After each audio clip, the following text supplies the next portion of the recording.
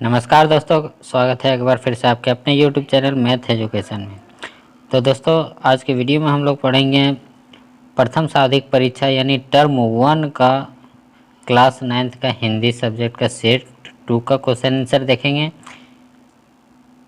तो उससे पहले अगर आप इस चैनल में नए आए तो चैनल को सब्सक्राइब करके बेल आइकन नोटिफिकेशन को ऑल पे सेलेक्ट कर दीजिएगा, ताकि मेरा हर वीडियो का नोटिफिकेशन आप तक मिलती रहे।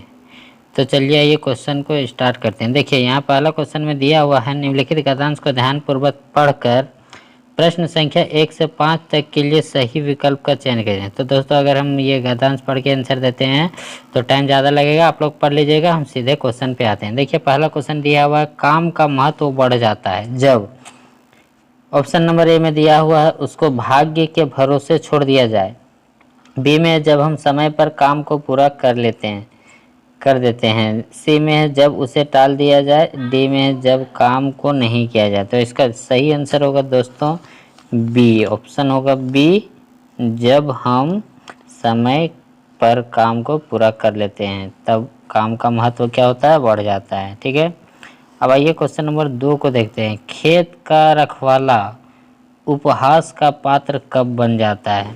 तो दोस्तों, इसका सही आंसर होगा ऑप्शन सी, जी हाँ दोस्तों, चिड़ियों का इंतजार करने पर। देखिए, ऑप्शन दिया हुआ, खेत में पौधे नहीं उगते हैं, खेत की रखवाली करता है चिड़ियों का इंतजार करने पर, जब हम खेत में काम करता है। तो खेत का रखवाला उपहास का पात्र कब बन जाता है? तो चिड़ियों का इंतजार करने पर। उसके बाद क्वेश्चन नंबर 3 है, परिश्रम का गौरव किसमें है? तो दोस्तों, परिश्रम का गौरव किसमें? यहाँ ऑप्शन दिया हुआ, जब प्रयास विफल हो जाए, जब हानि उठानी पड़े, जब उसका लाभ किसी को मिल सके, जब परिश्रम ना करना पड़े। तो दोस्तों, इसका सही आंसर होगा जब उसका लाभ किसी को मिल सके, परिश्रम का गौरव इसमें है। क्वेश्चन नंबर 4 है, बादल का बरसना कब बेकार हो जाता है? ऑप्शन यहाँ पे दिया हुआ है, जब गर्मी शांत हो जाए, फसल को लाभ ना पहुँचे, किसान खुश हो जाए, और डी में है नदी तालाब भर जाए। तो दोस्तों, इसका सही आंसर होगा फसल को लाभ ना पहुँचे। जब फसल को लाभ पहुँचा ही नहीं तो बादल का बरसना तो बेकार हो गए।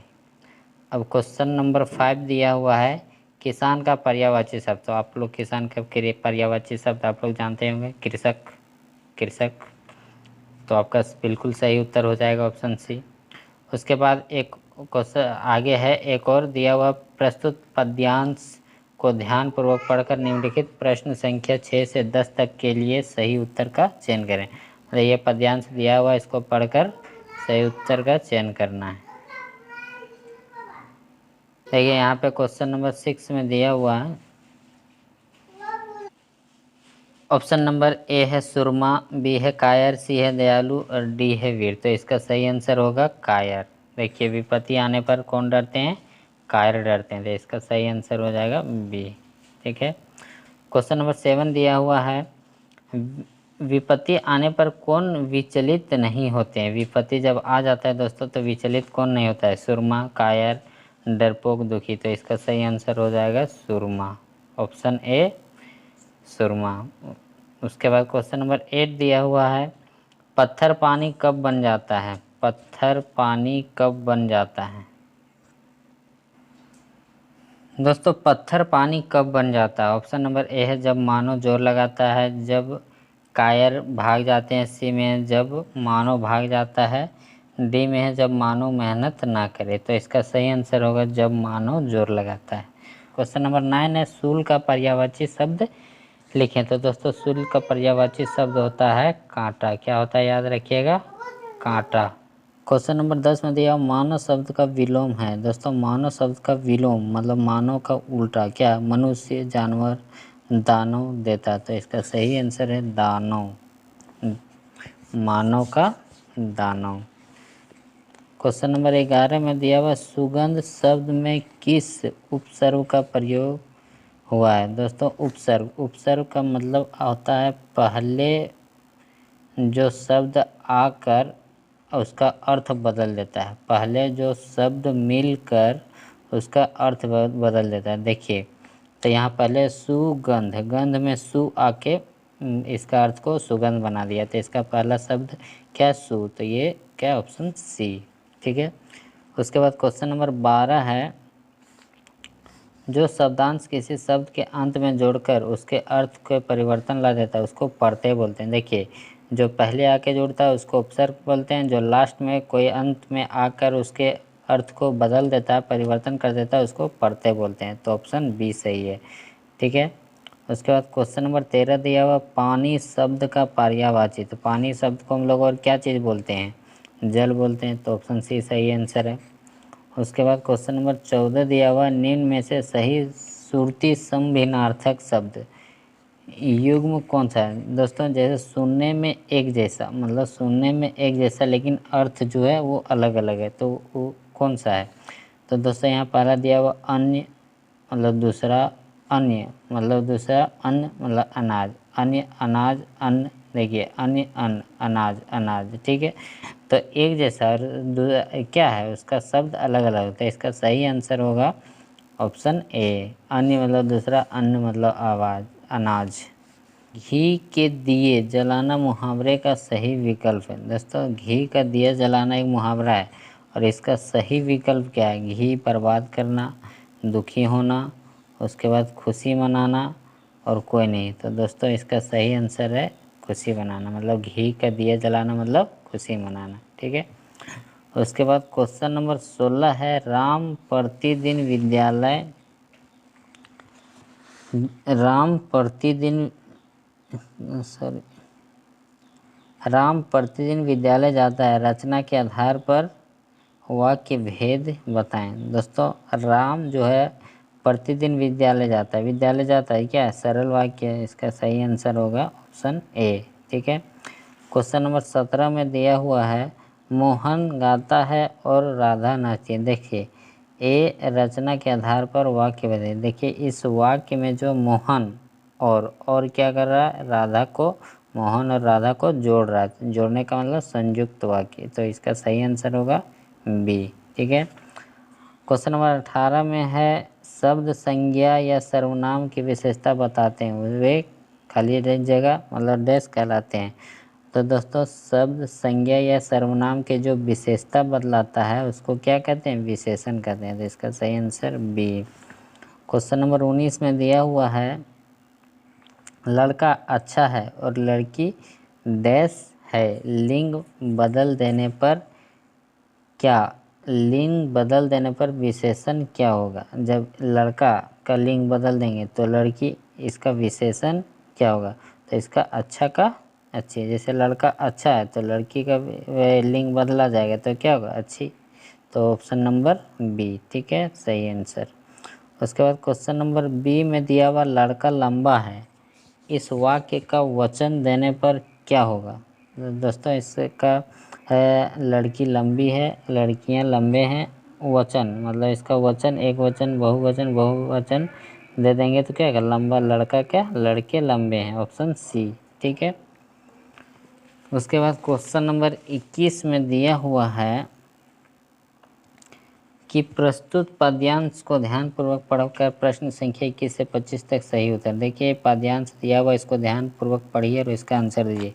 तो चलिए हम क्वेश्चन में आते हैं। क्वेश्चन नंबर 21 है, प्रस्तुत पद के रचनाकार कौन है। ये जो पद दिया हुआ इसका रचनाकार कौन है। तो इसका सही आंसर होगा कबीरदास, ऑप्शन बी।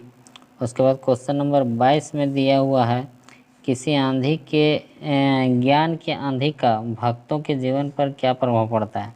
दोस्तों, ज्ञान की आंधी का भक्तों के जीवन पर क्या प्रभाव पड़ता है, मनुष्य का भ्रम दूर हो जाता है, ये बिल्कुल सही है।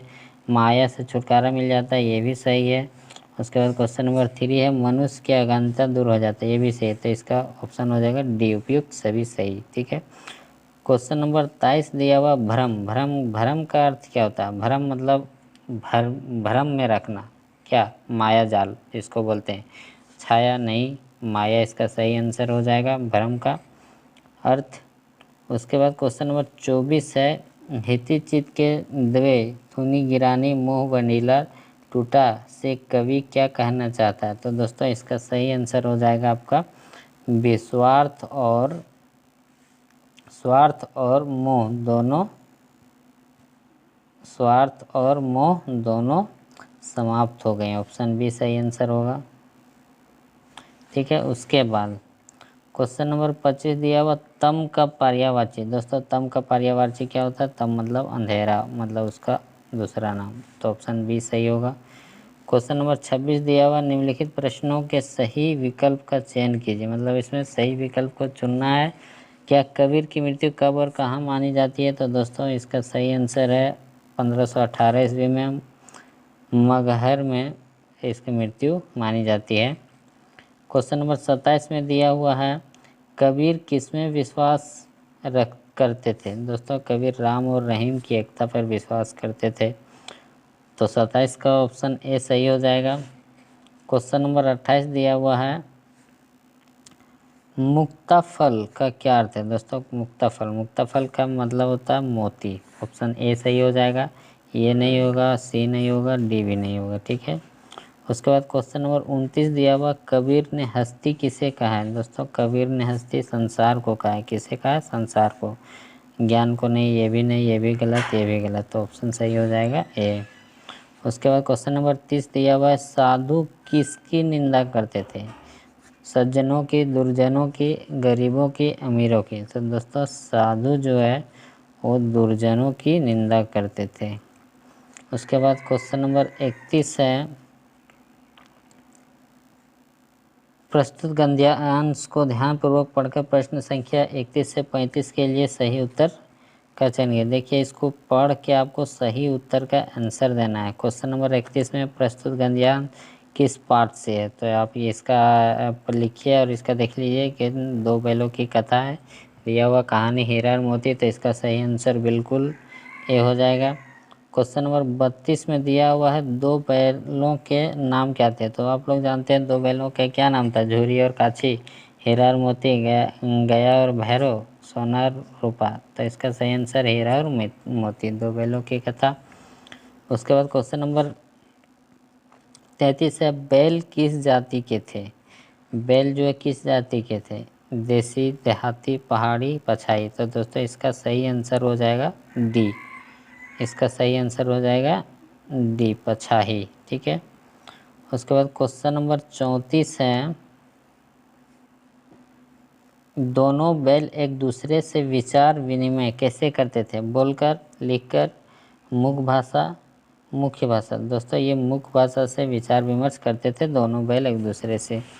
क्वेश्चन नंबर 35 है साथ रहते रहते दोनों बैलों में क्या हो गया था? साथ रहते रहते दोनों बैलों में क्या हो गया था? घृणा हो गया था, भाईचारा हो गया, नफरत, दुख। तो दोस्तों इसका सही आंसर भाईचारा हो गया था। क्वेश्चन नंबर 36 दिया हुआ निम्नलिखित प्रश्नों के सही विकल्प का चयन कीजिए। मतलब सही विकल्प को चुनना है। ल्हासा की और पाठ के लेखक कौन है? दोस्तों आप लोग पढ़े होंगे बुक, आप लोग लिख सकते हैं ल्हासा की और पाठ के लेखक कौन है? राहुल सत्यकीर्त्यानंद। ठीक है, ऑप्शन बी सही हो जाएगा। उसके बाद क्वेश्चन नंबर 37 दिया हुआ है लेखक के साथ दूसरा व्यक्ति कौन था? ल्हासा की और पाठ के आधार पर बताएं। तो दोस्तों सुमित, सुमति, सुमिति, सुमन। तो दोस्तों इसका सही आंसर हो जाएगा सुमिति। ठीक है, सुमति जो था लेखक के साथ दूसरा व्यक्ति था।